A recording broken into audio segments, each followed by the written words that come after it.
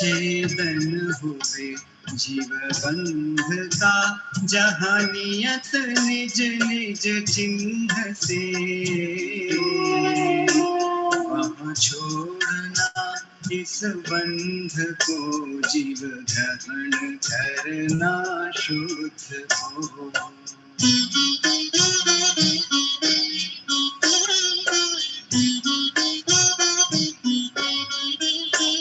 यह जीव कैसे ग्रहण हो, जीव का ग्रहण प्रज्ञा ही से, जो अलग प्रज्ञा से किया, क्यों ग्रहण भी प्रज्ञा ही से।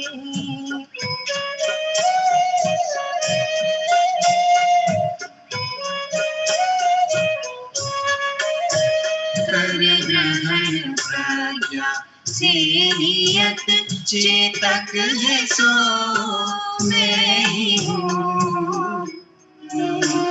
अवशेष जो सब भाव है, मेरे से पर ही जानना।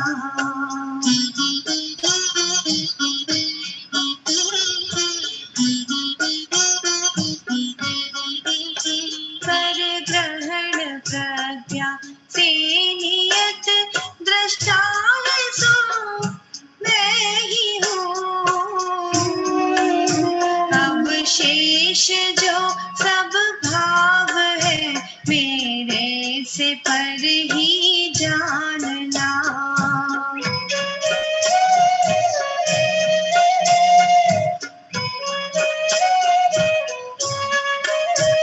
कर ग्रहण प्रज्ञा से नियत, ज्ञाता है सो मैं ही हूँ। अवशेष जो सब भाव है, मेरे से पर ही जानना।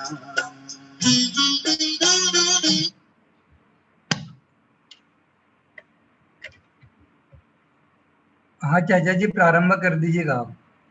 हाँ भैया, हाँ भैया।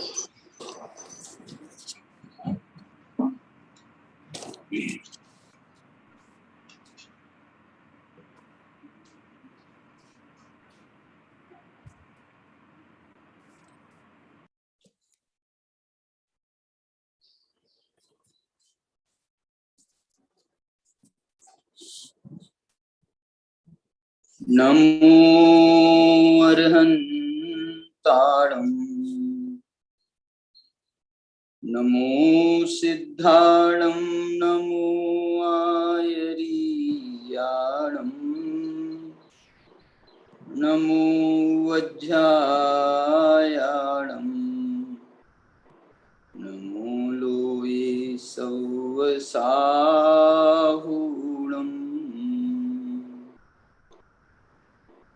अभिवन्द्यून शिरसा अपुनः कारणं महावीरम्, ते सिम्पयथ भंगम्, मग्गं मुखस्य वोच्छामि।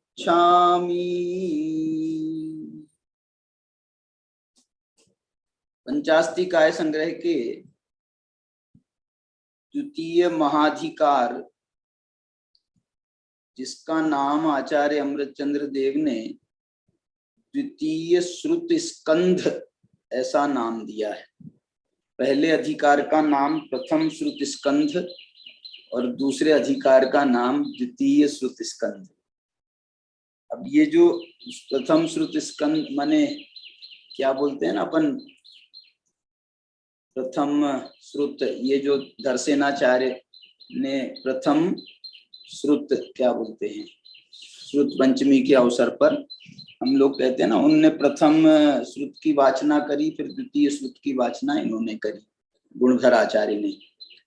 चलिए, तो यहाँ पर इन्होंने इसको श्रुत स्कंध नाम दिया गया है। श्रुत स्कंध मालूम किसे कहते हैं? श्रुत स्कंध जो द्वादशांग का जो पूरा वो चित्र बनता है ना, ऐसा अपन एक चित्र बनाते हैं 3 लोक के आकार का, द्वादशांग का पूरा चित्र, वो उसको श्रुत स्कंध कहा जाता है। माने जिसमें पूरा द्वादशांग समाहित है, अंग बाह्य अंग प्रविष्ट दोनों, उसको मिला करके श्रुत स्कंध माने श्रुत ज्ञान, संपूर्ण श्रुत ज्ञान का नाम श्रुत स्कंध है।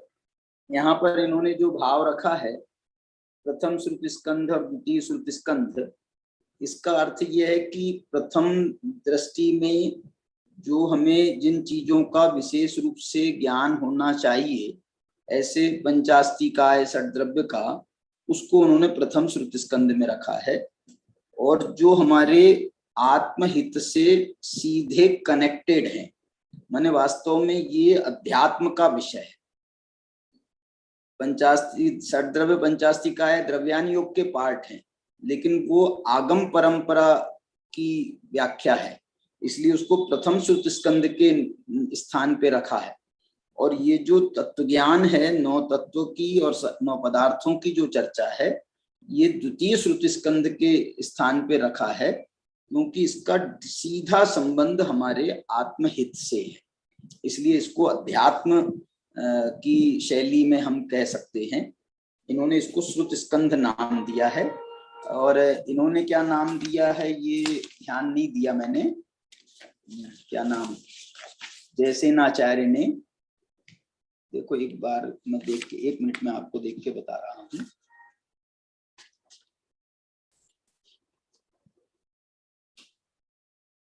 मैंने इसमें ऐसा अधिकार का उल्लेख ही क्यों नहीं किया। हाँ ये देखिए द्वितीय महाधिकार नाम दिया है, महाधिकारी शब्द का प्रयोग किया है इन्होंने। इसमें जो पहला अधिकार था वो प्रथम महाधिकार, और ये जो अधिकार है ये द्वितीय महाधिकार नहीं, इसमें जो है इन्होंने 3 महाधिकार बनाए। तो पहला महाधिकार उनका षड्द्रव्य पंचास्तिकाय का है, दूसरा महाधिकार इनका 9 पदार्थों का है, और तीसरा महाधिकार जो है वो मोक्ष मार्ग की चूली का जो है। कुंद अमृतचंद्राचार्य ने तो 2 ही अधिकार माने, इन्होंने 3 महाधिकार माने। उन्होंने इसलिए प्रथम श्रुत स्कंद और द्वितीय श्रुत स्कंद नाम दिया। इन्होंने अधिकार के नाम से महाधिकार ऐसे ही नाम दे दिया। लिखा है ऐसा, जैसे द्वितीय महाधिकार में लिखा है जीवादि 9 पदार्थानां प्रतिपादकः द्वितीय महाधिकारः समाप्तः।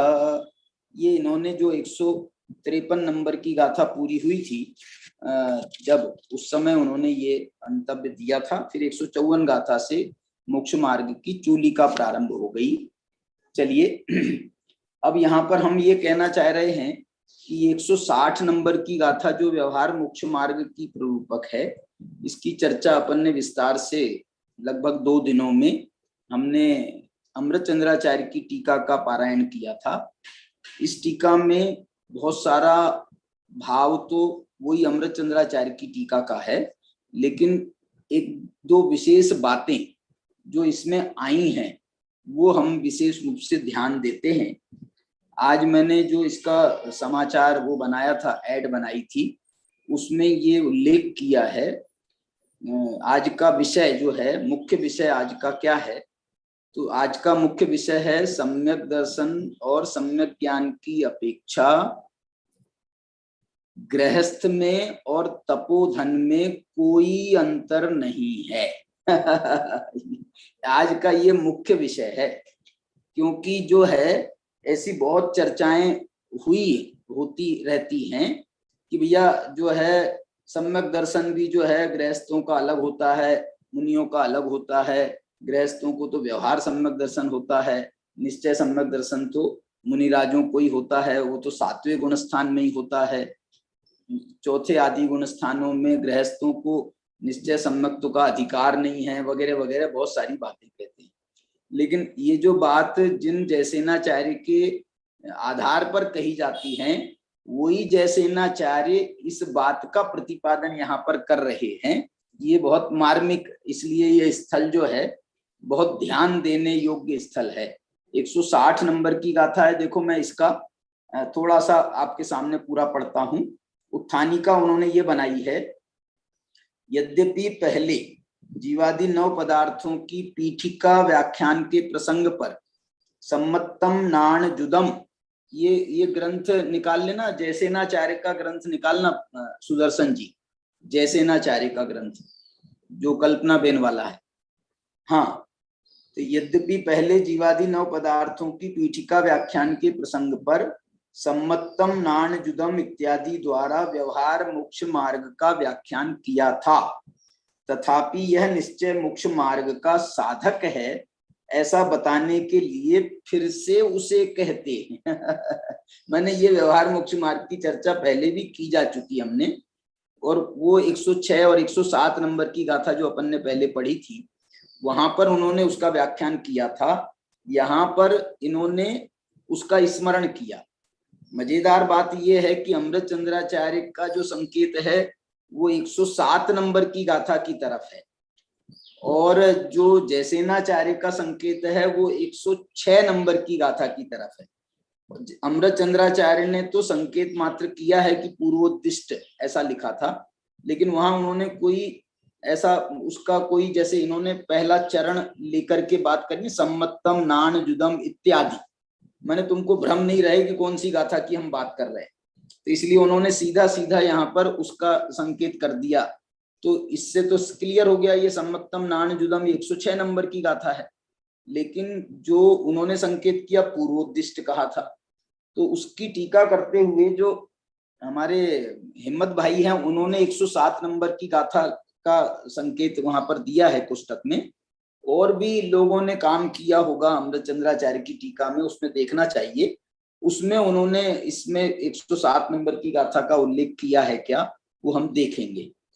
चलिए, अभी यहाँ पर मैं आपको ये बता रहा हूं कि इन्होंने सम्मतम नाण जुदम को, अच्छा एक बात जो विशेष बताना चाहता हूं कि ये जो 106 नंबर की गाथा थी ना, इसको इन्होंने व्यवहार मोक्ष मार्ग का व्याख्यान वाली गाथा जयसेनाचार्य जरूर कह रहे हैं, लेकिन वहां पर जो 106 नंबर की गाथा में जो भाषा है वो भाषा जो है वो कॉमन भाषा है, वो ऐसी भाषा नहीं है कि जिसको हम कहें कि ये व्यवहार मोक्ष मार्ग की गाथा, मोक्ष मार्ग की गाथा है।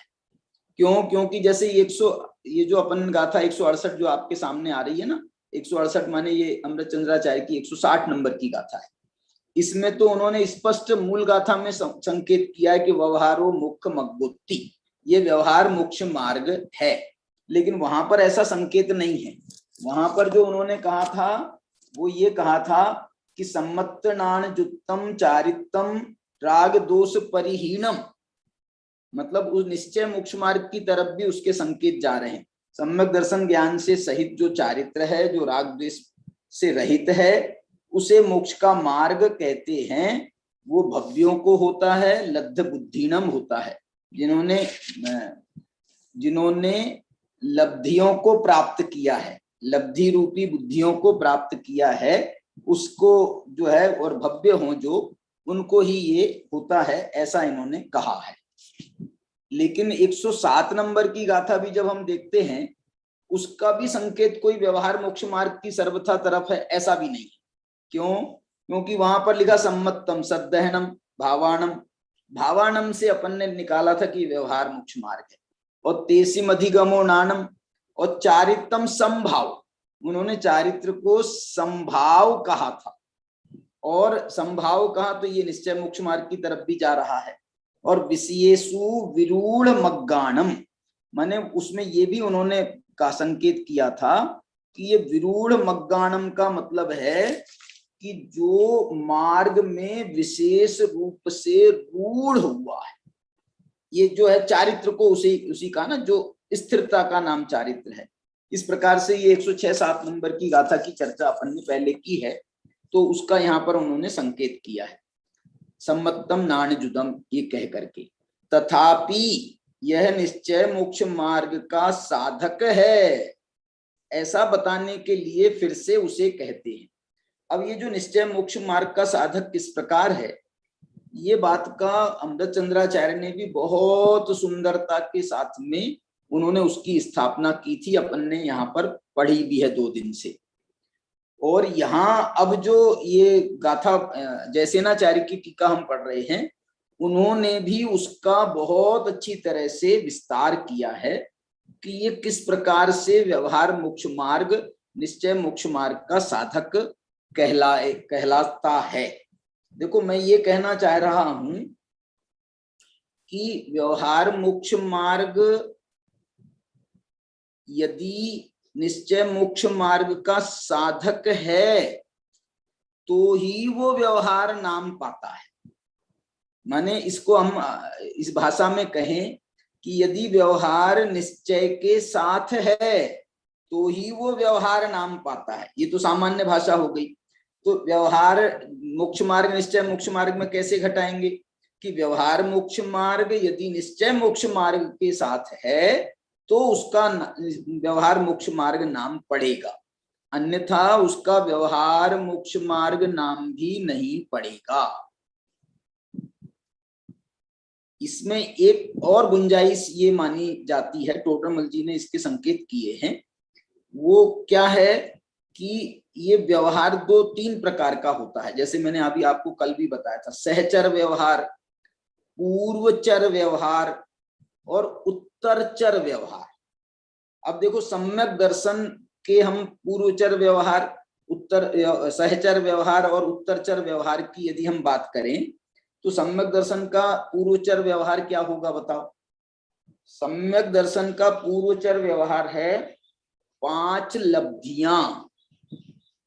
5 लब्धियां कह रहा हूं मैं, 5 लब्धियां ये पूर्वचर व्यवहार है। क्यों? क्योंकि अभी करण लब्धि भी हो जाए तो करण लब्धि हुआ तो सम्यक दर्शन थोड़ी हो गया। सम्यक दर्शन की गारंटी है, गारंटी का नाम सम्यक दर्शन थोड़ी है।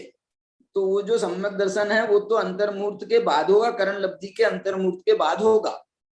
करण लब्धि के अंतिम समय को पार करके होगा, अनिवृत्ति करण के अंतिम समय को पूर्ण करके फिर जो अगले समय में सम्यक दर्शन की प्राप्ति होगी।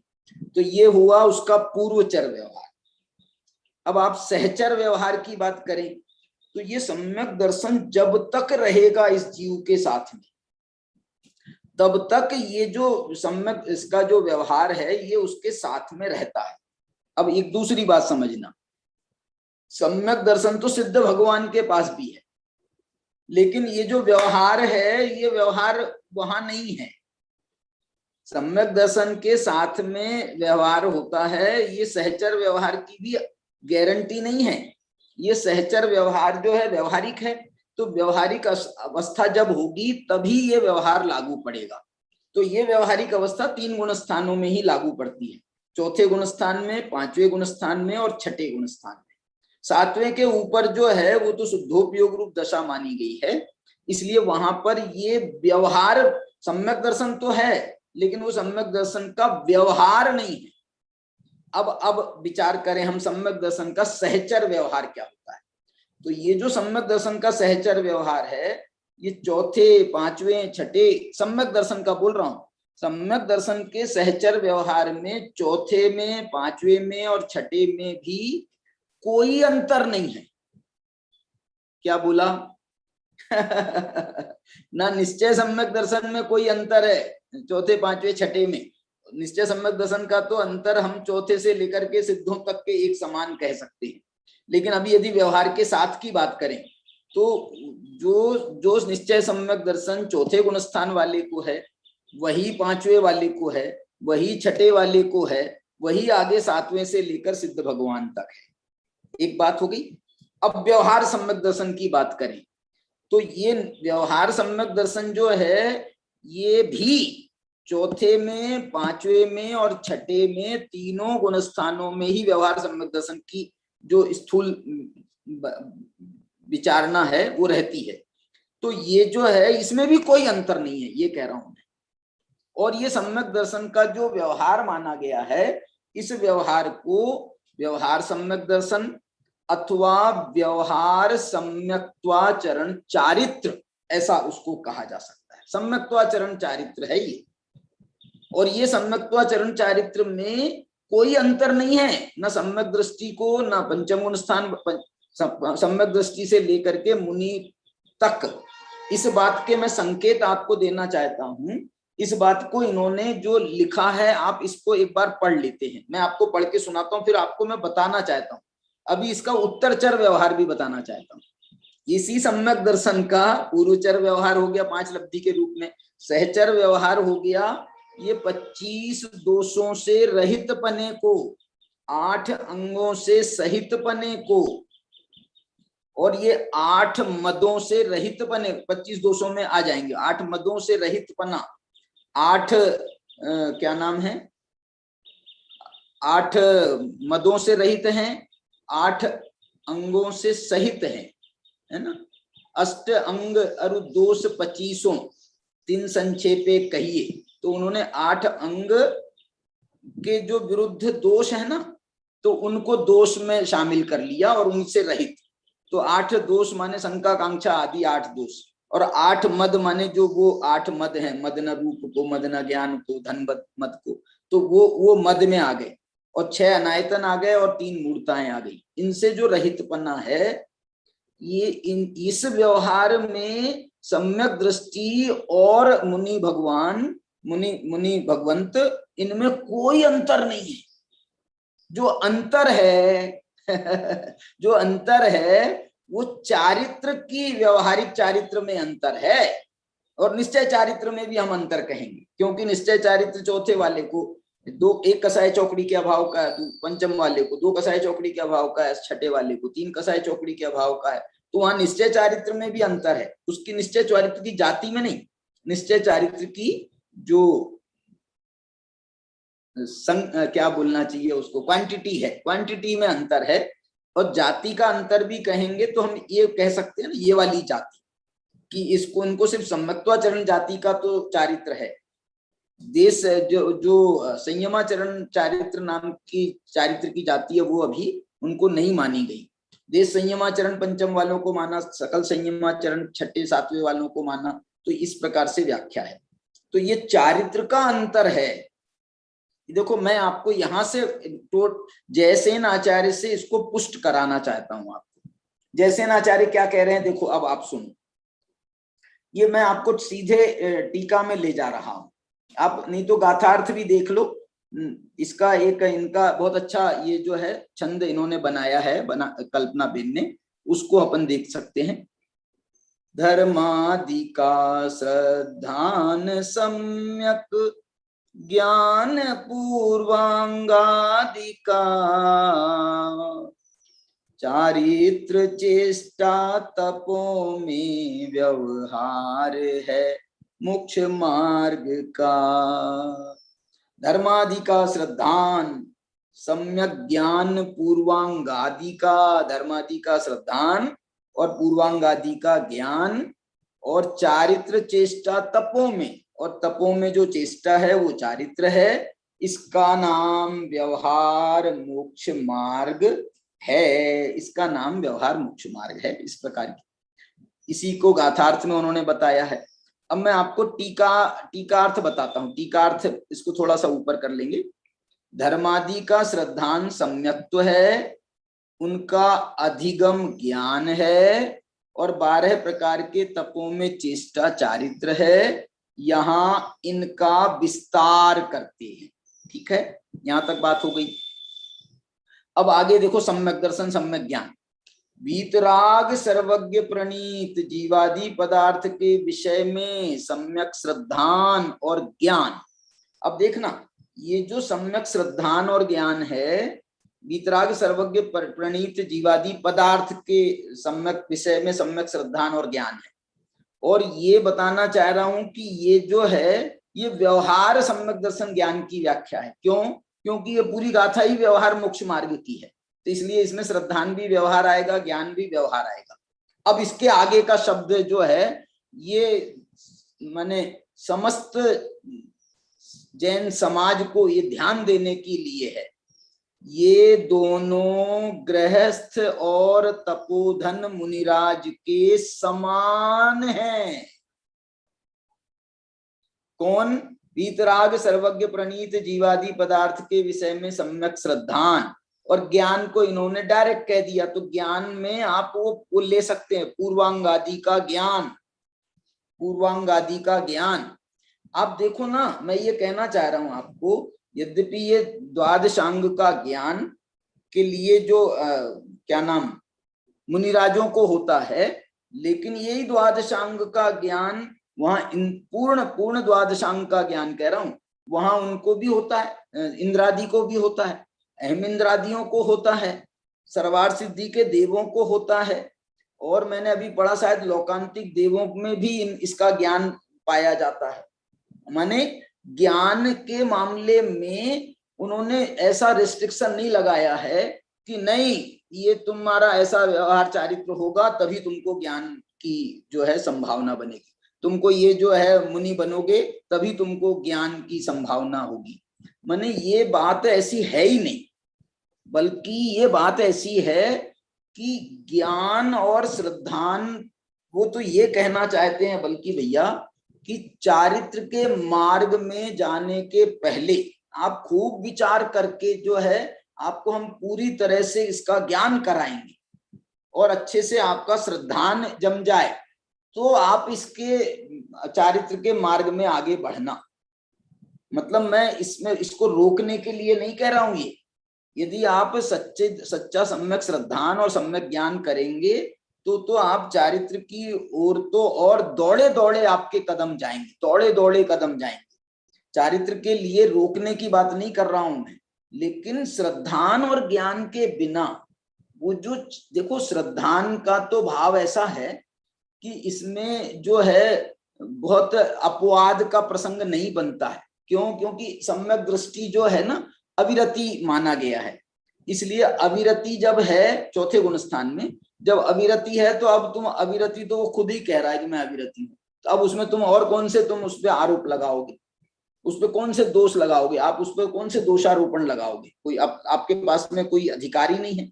क्यों? क्योंकि उसने कोई व्रतादि अंगीकार किए हो, उसमें कोई दोष लगा रहा हो तो आप पकड़ सकते हो, लेकिन उसको तो वैसा तो उसका बाह्य जो है संयमाचरण की दृष्टि से उसने कोई वैसा नियम लिया नहीं है, अभी उसका तो अविरत माना गया है, इस दृष्टि से उस पर कोई आरोप नहीं आएगा।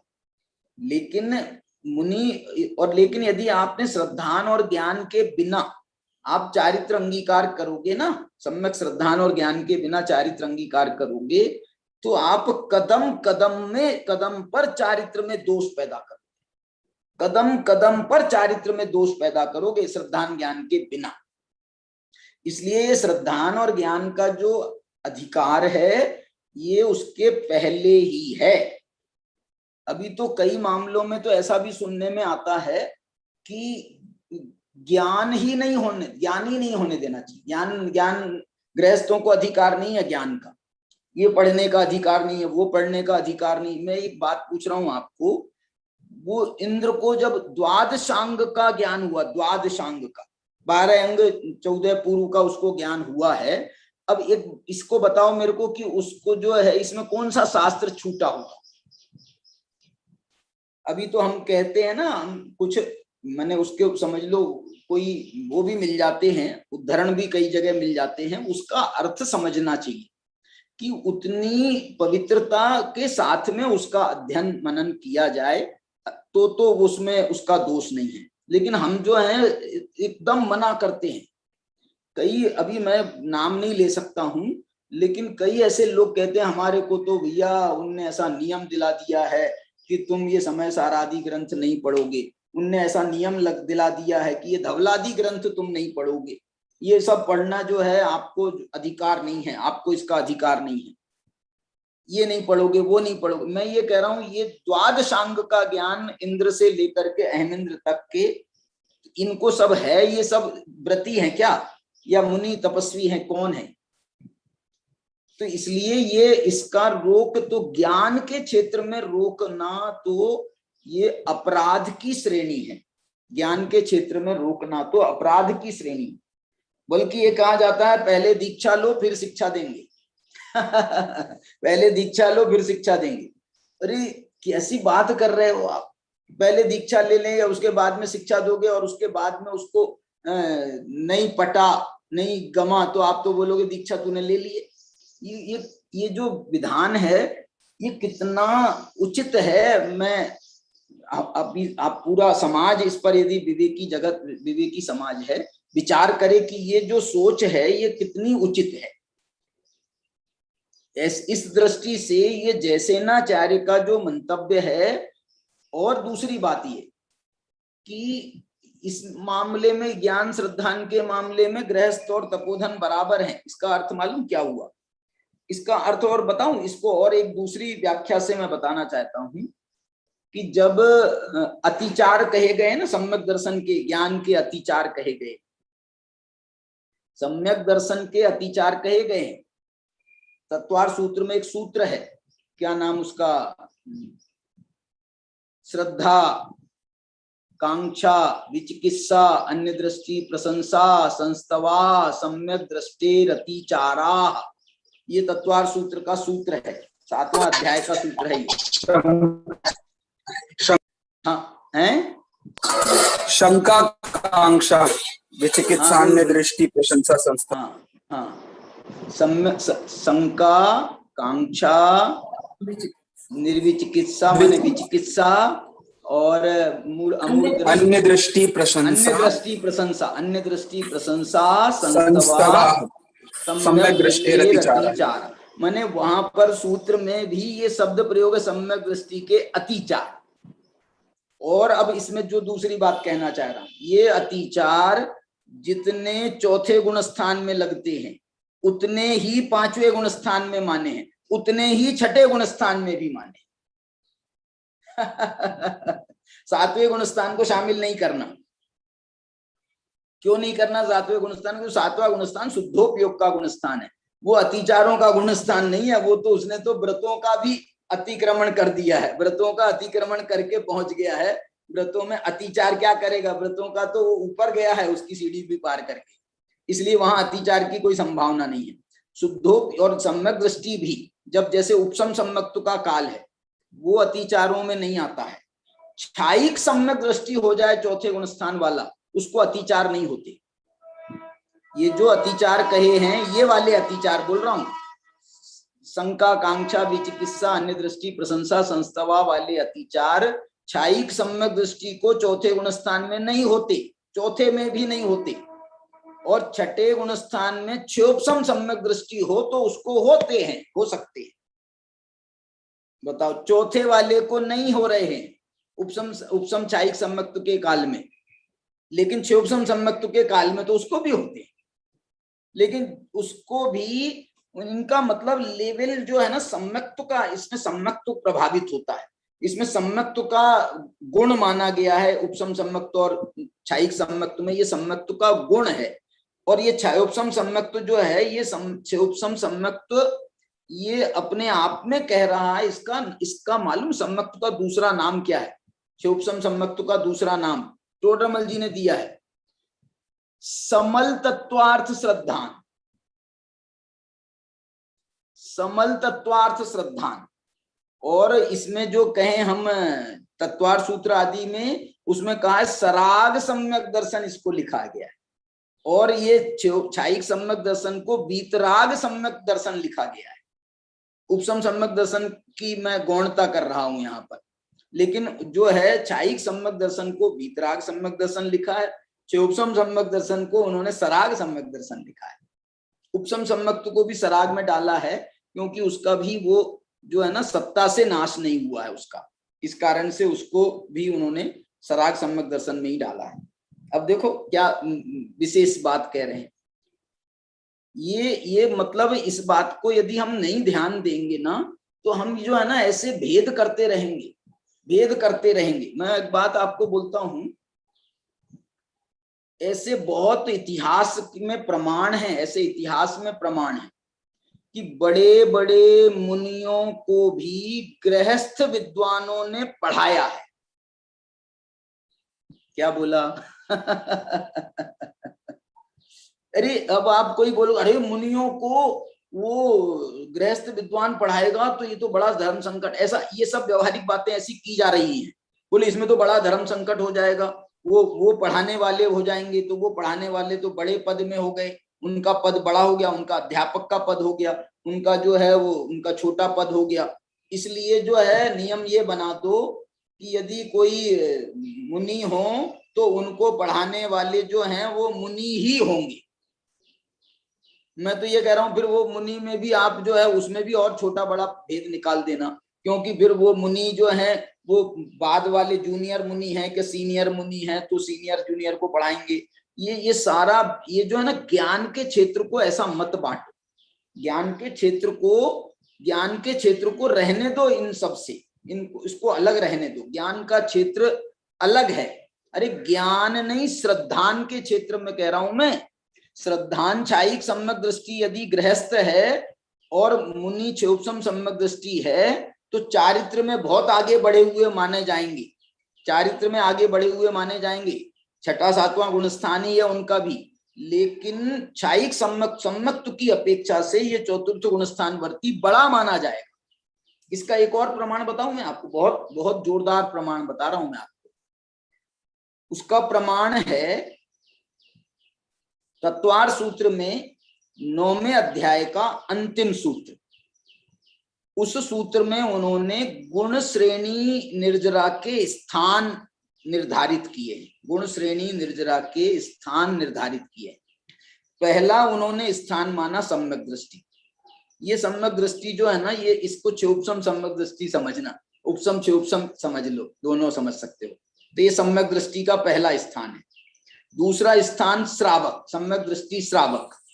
तीसरा स्थान है विरत का, तीसरा स्थान विरत का हो गया, मुनि का हो गया।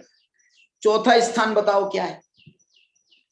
चौथा स्थान है अनंतानुबंधी की विसंयोजना करने वाला। अनंतानुबंधी की विसंयोजना करने वाली की जो विशुद्धि है, वो मुनि छठे सातवें गुणस्थान वर्ती मुनिराज जो अनंतानुबंधी की विसंयोजना जिनको नहीं हुई है, उनसे चौथे गुणस्थान वाला भी यदि अनंतानुबंधी की विसंयोजना कर रहा है तो उसको गुण श्रेणी निर्जरा अधिक है। इससे अधिक गुण श्रेणी निर्जरा मानी है दर्शन मोह छपक, सम्यक दृष्टि श्रावक, वीरतानंत वियोजक, दर्शन मोह छपक नहीं, छपक दर्शन मोह ऐसा कुछ है उसमें, सम्यक दृष्टि छायिक सम्यक दर्शन का ऐसा उल्लेख है। और उसके बाद में फिर उन्होंने वो सप्तम गुण स्थान वर्ते उपशमक को माना, उपशमक को माना, क्योंकि वो उपशम चारित्रवान हुआ है और उसके साथ में मिनिमम उपशम सम्यक्तवान होता है।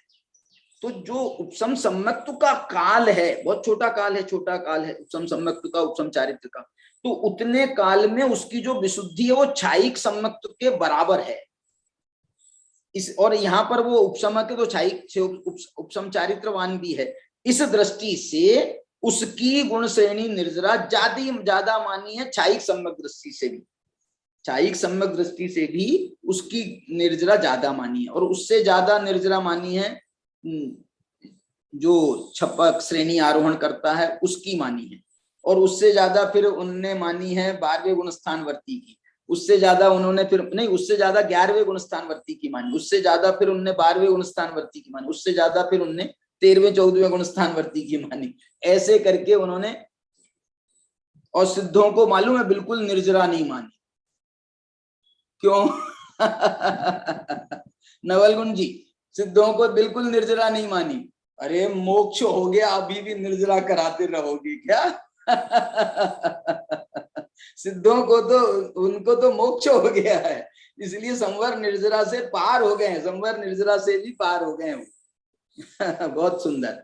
चलिए, तो ये मैं आपको जो है, ये इस बात का मुझे बहुत जो है हर्ष हुआ कि जैसे नाचार्य की शब्दों में ये बात विशेष रूप से मिली है। फिर से एक बार मैं आपको पढ़ के सुना रहा हूं। धर्मादि का श्रद्धान और उनका अधिगम ज्ञान है। अब यहाँ पर 12 प्रकार के तपों में चेष्टा चारित्र, ये तो गाथार्थ ही एक बार रिपीट हुआ। यहाँ इनका विस्तार करते हैं। विस्तार में उन्होंने चारित्र को ना कहते हुए सिर्फ अभी 2 की बात करी।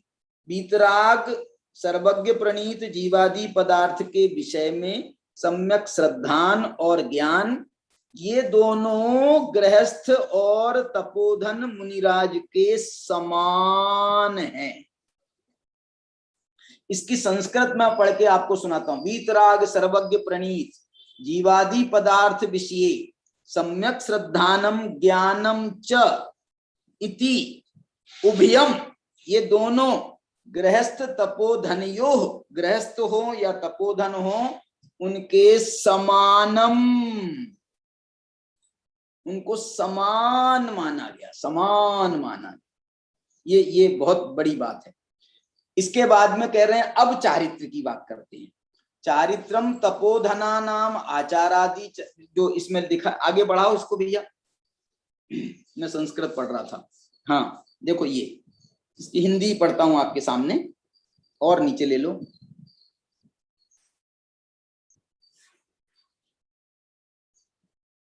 नीचे देखो, वो ये कह रहे हैं चारित्र तपोधनों के आचार आदि चरणान योग के ग्रंथों में बताए गए मार्गानुसार प्रमत्त अप्रमत्त गुणस्थान के योग, बस बस बस बस देखो, चारित्र तपोधनों के आचार आदि चरणान योग के ग्रंथ, ये आचार आदि माने क्या हुआ मालूम? आचार आदि, आचार आदि माने आचारांग आदि।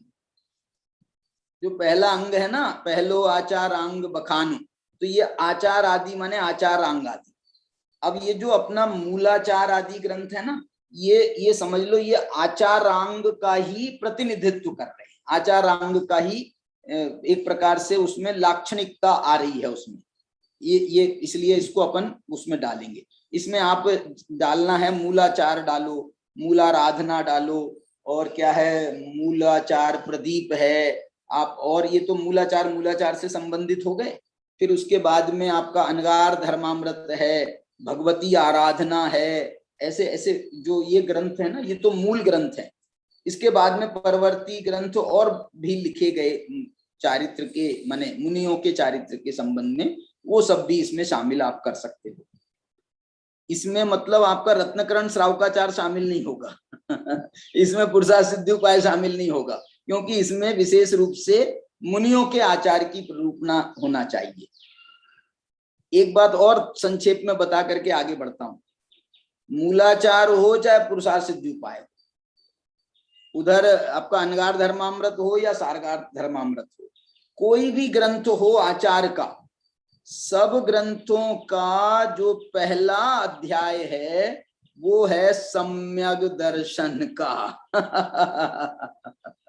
सम्यक दर्शन, सम्यक ज्ञान, ये सब चारित्र का आचार बता रहे हो, मुनियों का आचार बताओ चाहे गृहस्थों का आचार बताओ, पहले सम्यक दर्शन सम्यक ज्ञान की चर्चा करो। माने ये तो पहले अधिकार हैं। आप रत्नकरण श्रावकाचार उठाओ, आप पुरुषार्थ सिद्धि उपाय उठाओ, मूलाचार उठाओ, मूलाचार का पहला अध्याय सम्यक दर्शन का ये जो है बहुत बड़ा, इसको जो है स्थान प्राप्त है इस अपेक्षा से। बिना उसके तो माने जैसे प्रथम नमस्कार जो है ना, पहला अधिकार माने प्रथम नमस्कार सम्यक दर्शन को ही जाता है, उसके बाद ही ज्ञान और चारित्र का नंबर आता है। तो ये बताया। फिर प्रमत्त, ये तो इसमें बहुत बढ़िया बात कह रहे हैं, चरणान योग के ग्रंथों में बताए गए मार्गानुसार प्रमत्त अप्रमत्त गुणस्थान के योग्य 5 महाव्रत, 5 समिति, 3 गुप्ती, ये देखो 13 प्रकार का चारित्र है।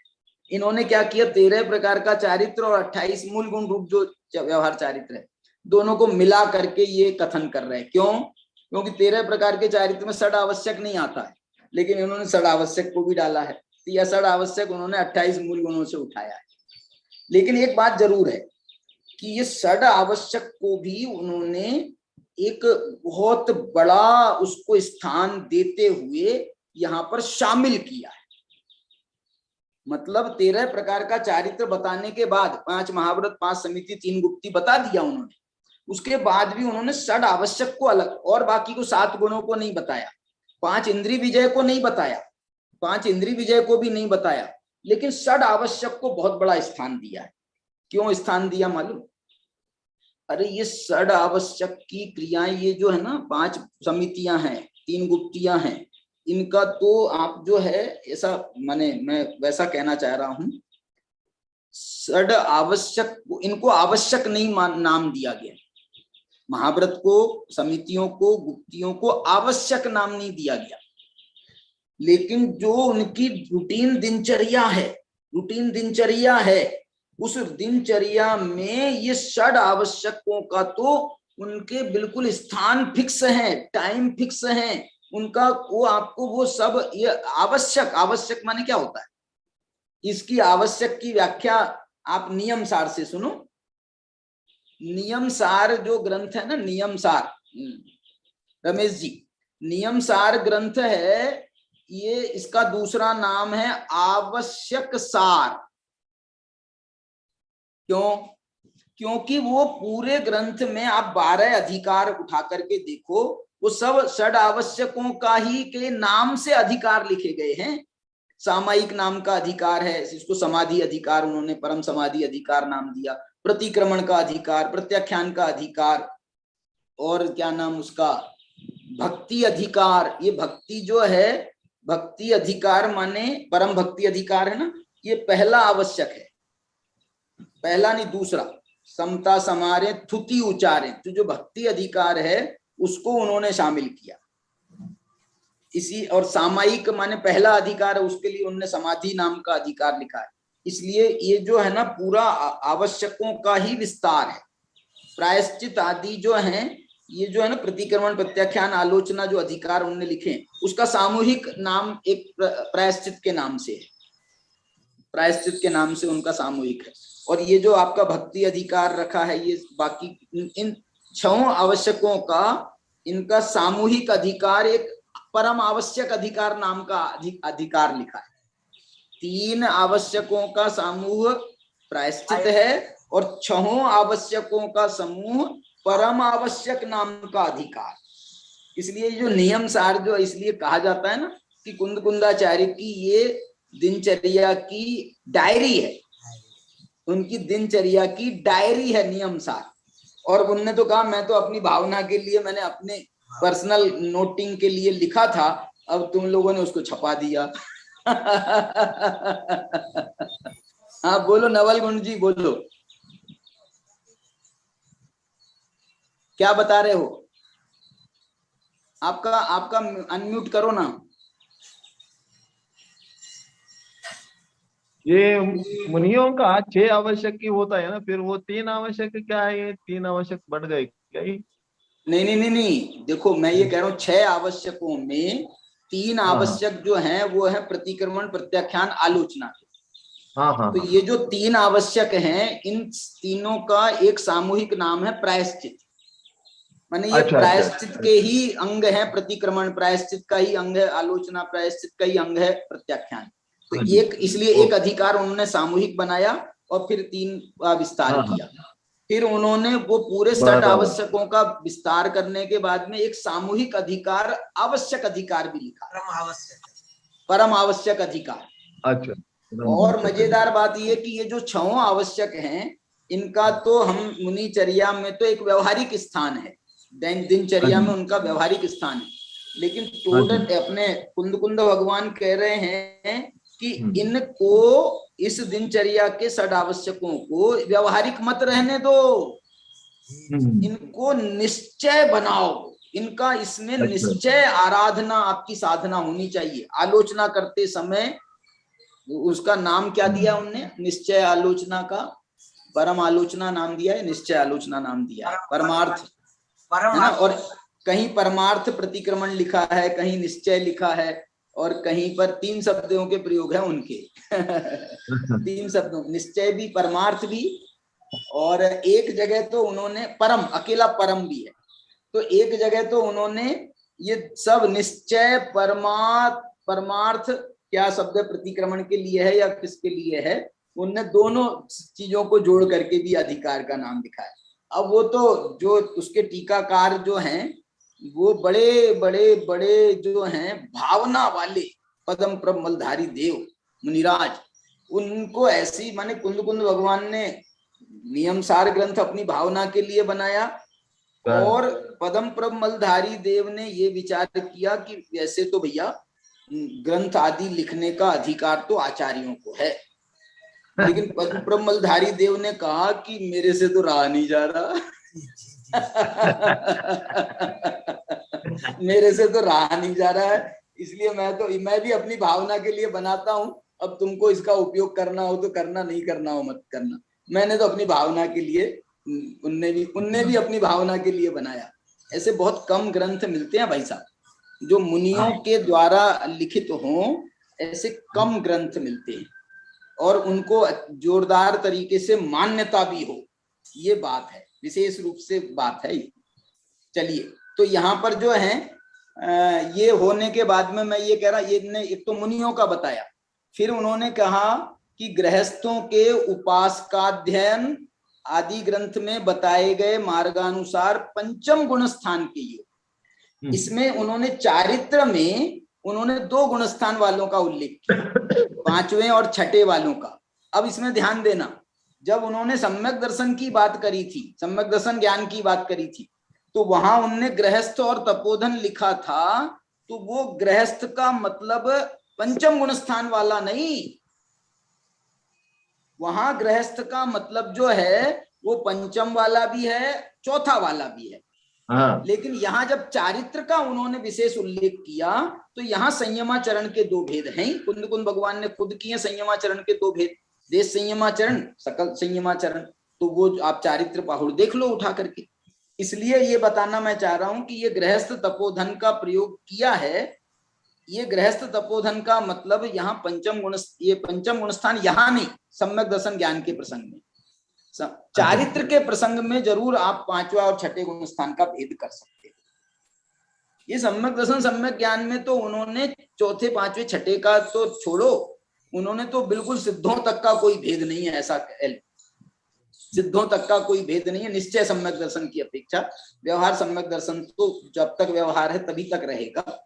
इस प्रकार से पंचम गुण स्थान के योग्य दान, शील, पूजा, उपवास आदि रूप, वाह, ये सामान्य उपासक के जो अंग हैं, दान, शील, पूजा, उपवास आदि, जो 6 आवश्यक में अपन कहते हैं, मुनियों अपने श्रावकों के 6 देव पूजा, गुरु उपासती, स्वाध्याय, संयम, तप, दान वगैरह।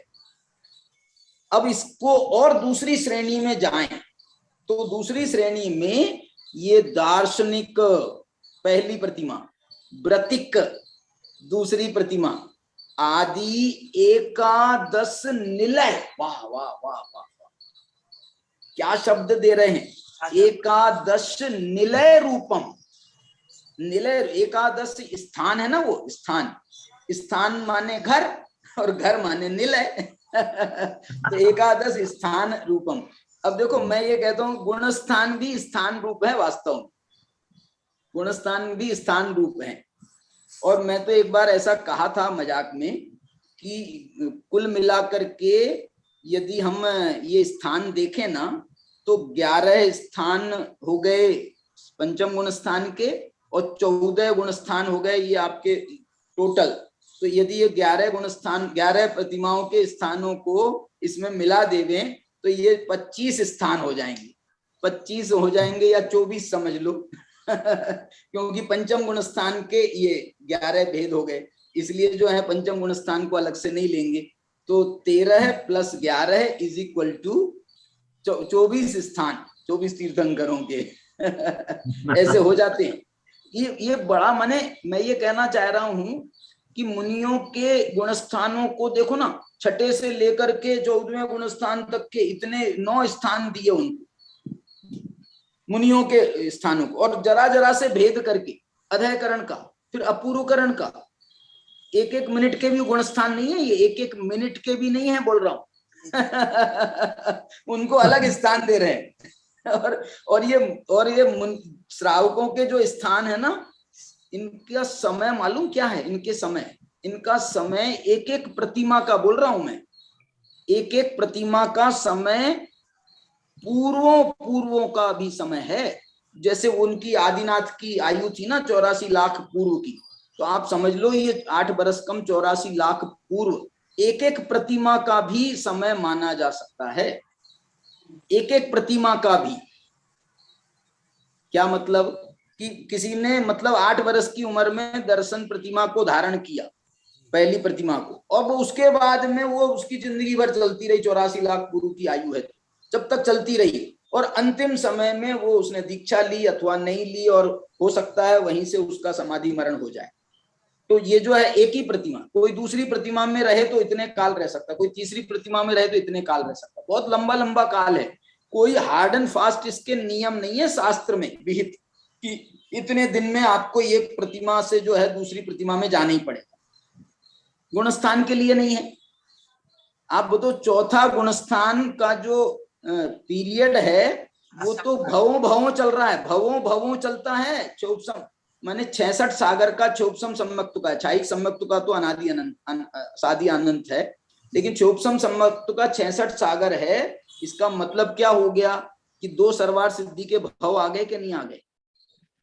2 सरवार सिद्धि के भव आ गए, और 2 सरवार सिद्धि के भव माने एक प्रकार से ये सागरों की आयु है। तो ये सागरों की आयु में ये असंख्य और अनंत भव तो नहीं कह सकता हूं, असंख्य भव इसमें शामिल हो सकते हैं, लेकिन इतने भव होते नहीं है सम्यक दृष्टि को। सम्यक दृष्टि को इतने भव होते नहीं है, क्योंकि छोटी छोटी आयु उसकी थोड़ी है, उसके भव उसको होते नहीं है, छोटी छोटी स्थिति वाले। तो ये आपको ध्यान देने की बात मैं बताना चाह रहा था। पंचम गुण स्थान को का तो बहुत स्पष्ट है, पंचम गुण स्थान का काल। जब पंचम गुण स्थान का काल आपने माना है 84 लाख पूर्व का, क्यों 84 लाख पूर्व का कह रहा हूं मैं, या और भी इससे बड़ी आयु भी हो सकती है, मालूम आपको? ये 84 लाख पूर्व से भी बड़ी आयु हो सकती है, लेकिन वहां पंचम गुण स्थान नहीं होगा, वहां पंचम गुण स्थान नहीं होगा।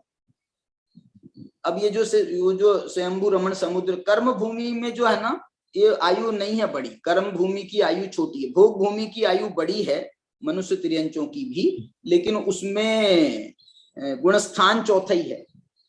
भोग भूमिया में गुणस्थान चौथे से ऊपर नहीं है, कर्म भूमि में ही चौथे से ऊपर गुणस्थान होगा।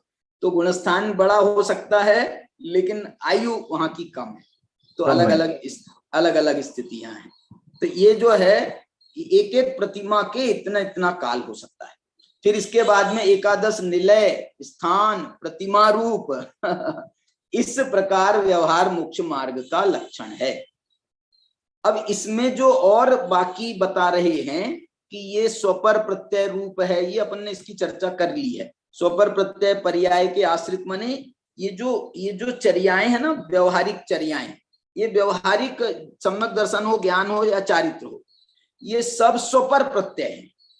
स्वपर प्रत्यय, स्वपर प्रत्यय माने व्यवहारिक हैं, तो वो आत्मा का गुण माने आत्मा का भाव भी इसमें शामिल होता है, और शरीर की भी ऐसी अवस्था होना चाहिए, नहीं तो वो जो है वो व्यवहारिकता नाम नहीं पाएगा।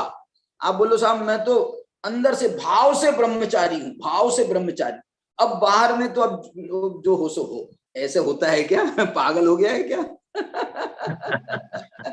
मैं तो भाव से ब्रह्मचारी हूँ, मैं भाव तो मेरे बहुत पवित्र हैं, भाव मेरे पवित्र हैं, बस थोड़ा आचरण में शिथिलता हो जाती है, थोड़ा सा होटल में चला जाता हूँ, थोड़ा सा वो जो है ये हो जाता है, वो हो जाता है। अरे तू गाएगा भाव से पवित्र है। इसलिए ये व्यवहार जो सम्यक दर्शन है, सम्यक ज्ञान है, सम्यक चारित्र है, तीनों में उसका बाह्य आचरण भी उसका उतना ही पवित्र माना गया है, होना चाहिए। इसीलिए उसको बहिरंग साधक का नाम पाता है। ये जो बाह्य आचरण है, ये व्यवहार में इसमें लिखा ना इन्होंने, देखो स्वपर प्रत्यय पर्याय के आश्रित भिन्न साध्य साधन भाव में, ये भिन्न साध्य साधन में भी आप वो सब शामिल कर लो। व्यवहार नय का आश्रय कर ज्ञात होने योग्य यह व्यवहार मोक्ष मार्ग, निश्चय नय से भिन्न साध्य साधन भाव का अभाव होने से स्वयं ही, देखो ये अग्नि जला रहे हैं, अग्नि पाषाण, स्वर्ण पाषाण में अग्नि जलाते थे ना, ऐसे यहाँ पर भी इनने उदाहरण वही दिया है। और वो ये जो है ना उसमें व्यवहार में निश्चय का प्रवेश करा रहे हैं।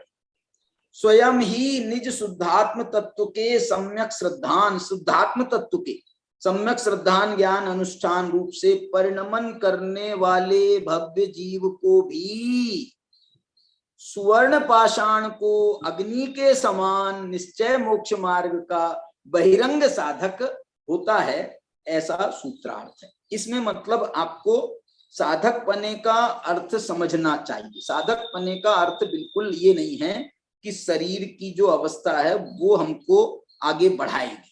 यहाँ पर साधन में ये देखो कि अंतरंग में जो आपके परिणामों में विशुद्धि हुई है, उस विशुद्धि को आप कैसे कैसे आगे बढ़ा रहे हो। और एक तीसरा नियम सुनो कि ये जो शुद्धि की वृद्धि होती है, ये कोई उस शुभ भाव के आश्रित नहीं होती है। ये शुद्धि की वृद्धि यहाँ पर वो शुद्धता जो उसको पहले से प्राप्त है, अथवा जो अनादि से शुद्धात्म तत्व है, उसके आश्रय से ही ये शुद्धि की वृद्धि होती है। जो कल बताया था अमृतचंद्राचार्य की टीका से कि पूर्व शुद्धि उत्तर शुद्धि की कारण है। वो शुभ भाव नहीं शुभ भाव नहीं, वो शुद्धि की कारण। शुद्धि को आमंत्रित करती है। पानी पानी को बुलाता है, पानी पानी को बुलाता है, शुद्धि को बुलाती है। इस प्रकार से जो है ये इन्होंने निश्चय मोक्ष मार्ग का बहिरंग साधक होता है। कौन होता है? यह व्यवहार। लेकिन कब होता है? जब उसमें वो अग्नि प्रदीप्त कराई जाए, माने वो शुद्धोपयोग की जो अग्नि है वो उसके अंदर निरंतर जलती रहे, तो वो जो है उसका साधकपना बढ़ता जाता है और निश्चय मोक्ष मार्ग की पूर्णता होकर के मुक्ति की प्राप्ति होती है। इस प्रकार निश्चय मोक्ष मार्ग के साधक व्यवहार मोक्ष मार्ग के कथन रूप से 5वें स्थल में गाथा पूर्ण हुई। ये 5 स्थल हो गए। कहां से? ये अभी 154 गाथा से 160 गाथा हुई है। मैंने पहला एक स्थल एक गाथा का, दूसरा स्थल एक गाथा का, तीसरा स्थल 2 गाथा का, चौथा स्थल 2 गाथा का, और ये 5वां स्थल 1 गाथा का वापस। ऐसे 7 गाथाओं में 5 स्थल जयसेनाचार्य ने मैंने अलग अलग व्याख्यान किए हैं, अलग अलग विषय का प्रतिपादन किया है, उसकी बात करेंगे। अब फिर से जो है, अब ये फिर से निश्चय मोक्ष मार्ग में प्रवेश कर रहे हैं। अब कल से जो है अपन 161 गाथा का स्वाध्याय प्रारंभ करेंगे। चलिए आज की चर्चा को यहीं पर विराम देते हैं। आइए सुदर्शन जी।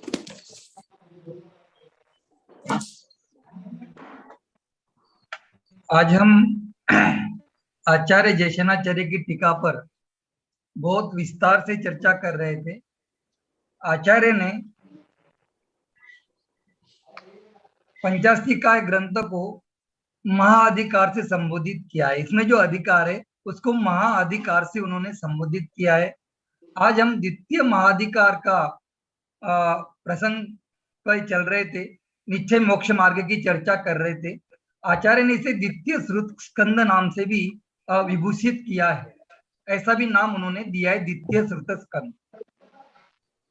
ये श्रुत स्कंद क्या होता है उसकी एक हमने व्याख्या देखी कि जिसमें संपूर्ण श्रुत ज्ञान का वर्णन हो उसे श्रुत ज्ञान कहते हैं, श्रुत स्कंद कहते हैं। और आज का हमारा जो मुख्य विषय था वो है सम्यक दर्शन। और सम्यक ज्ञान की अपेक्षा मनुष्य और तपोधन में क्या कोई अंतर नहीं है, दोनों में कोई भी अंतर नहीं है। इस प्रकार का आज का हमारा विषय था। आज व्यवहार मोक्ष मार्ग यदि निश्चय मोक्ष मार्ग के साथ है तो ही व्यवहार मोक्ष मार्ग नाम पड़ेगा, अन्यथा नहीं। फिर हमने सम्यक दर्शन का जो व्यवहार है वो 3 प्रकार से होता है, उसकी भी चर्चा सुनी। और वो सम्यक दर्शन के व्यवहार कौन कौन से? एक पूर्वचर व्यवहार, सम्यक दर्शन का पूर्वचर व्यवहार, सम्यक दर्शन का सहचर व्यवहार और सम्यक दर्शन का उत्तरचर व्यवहार। इस प्रकार हमने सम्यक दर्शन के जो 3 व्यवहार है उसकी भी चर्चा आ जाए। तो सहचर व्यवहार सम्यक दर्शन का किसे कहते हैं? तो सम्यक दर्शन जब तक जीव के साथ है तब तक व्यवहार उसके साथ रहता है, उसको कहते हैं सहचार, सम्यक दर्शन का सहचर व्यवहार। ये 4थे, 5वें और 6वें गुणस्थान तक घटता है और आगे तो फिर 7वें गुणस्थान से सिद्धोपयोग की जो तीव्रता प्रारंभ हो जाती है। और पूर्वचर सम्यक दर्शन का पूर्वचर व्यवहार किसे कहा कि जो सम्यक दर्शन का जो पूर्वचर व्यवहार है उसको नाम दिया है जो 5 लब्धियों के माध्यम से ये सम्यक दर्शन का पूर्वचर व्यवहार होता है। फिर उत्तराचर जो व्यवहार है सम्यक दर्शन का वो कैसे होता है? तो 25 दोषों से रहित, 8 मदों से रहित नहीं, ये तो सहचर व्यवहार है, ये सहचर व्यवहार है। अच्छा, उत्तरचर व्यवहार की असल में मैं चर्चा फ्लो में कर नहीं पाया। उत्तरचर व्यवहार है उसका व्रतादि, महाव्रतादि, माने वो सम्यक दर्शन एक जिस जीव ने प्राप्त किया है वो आगे बढ़ता हुआ पंचम गुणस्थान, छठे सातवें गुणस्थान में जाएगा जाएगा जाएगा। इसलिए ये जो व्रतादि महाव्रतादि का व्यवहार है ये उसका उत्तरचर व्यवहार ये कहलाएगा। जो 25 दोष आदि हैं ये तो उसके सहचर व्यवहार में। अच्छा, ये सहचर व्यवहार। बहुत बढ़िया। जी जी जी जी। फिर गाथा का जो अर्थ है वो भी आया, धर्मादि का श्रद्धान, यह सम्यक दर्शन है, व्यवहार सम्यक दर्शन। और पूर्वगत अंगों का ज्ञान, ये व्यवहार सम्यक ज्ञान। और तपो में चेष्टा, ये व्यवहार चारित्र है और यही मोक्ष मार्ग है। इस प्रकार आज की ये गाथा थी। फिर सच्चा श्रद्धान और सच्चा ज्ञान होने से ज्ञानी दौड़े दौड़े चारित्र की ओर जा सकता है, अन्यथा सम्यक श्रद्धान और सम्यक ज्ञान के बिना हम आगे बढ़ेंगे तो नियम से हमारे चारित्र में दोष आने की संभावना बनी रहती है। फिर सम्यक दर्शन के अतिचार भी हमने आज आचार्य उमा स्वामी को भी याद किया। 7वें अधिकार के माध्यम से जो 23वां सूत्र आता है तत्वार सूत्र का, तो सम्यक दर्शन के 5 अतिचार बताए, शंका, कांक्षा, विचिकित्सा, अन्य दृष्टि प्रशंसा और अन्य दृष्टि संस्तवा, ये 5 सम्यक दर्शन के अतिचार भी आज हमने देखे। सम्यक दर्शन को सर्वप्रथम स्थान समस्त चरणानुयोग ग्रंथ में दिया है, चाहे रत्नकरण श्रावकाचार ग्रंथ हो चाहे मूलाचार ग्रंथ हो, सभी ग्रंथों ने सम्यक दर्शन को सबसे प्रथम स्थान दिया है।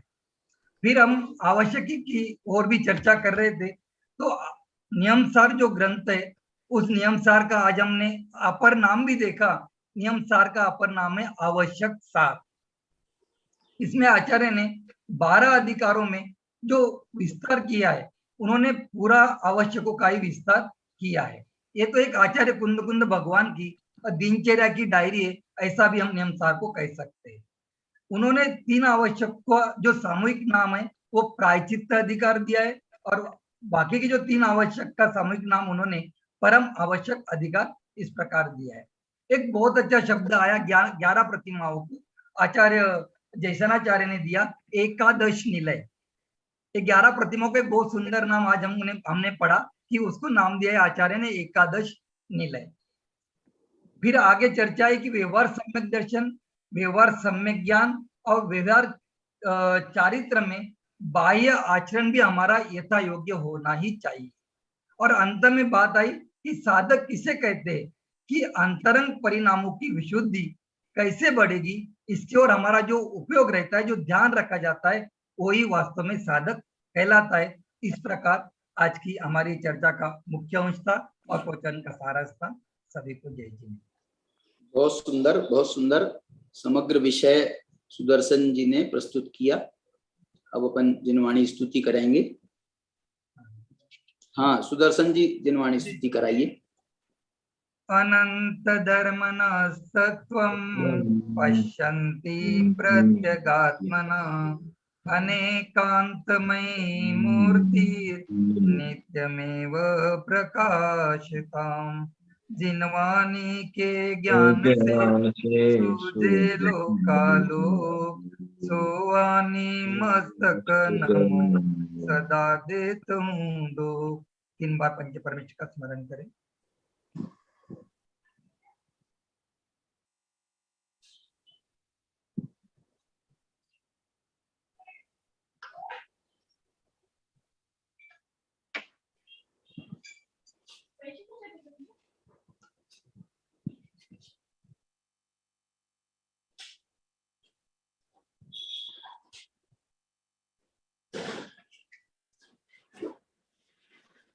जय बोलो द्वादशांग रूपी जिनवानी माता की जय। सभी को जय। सभी को जय जिनेन्द्र।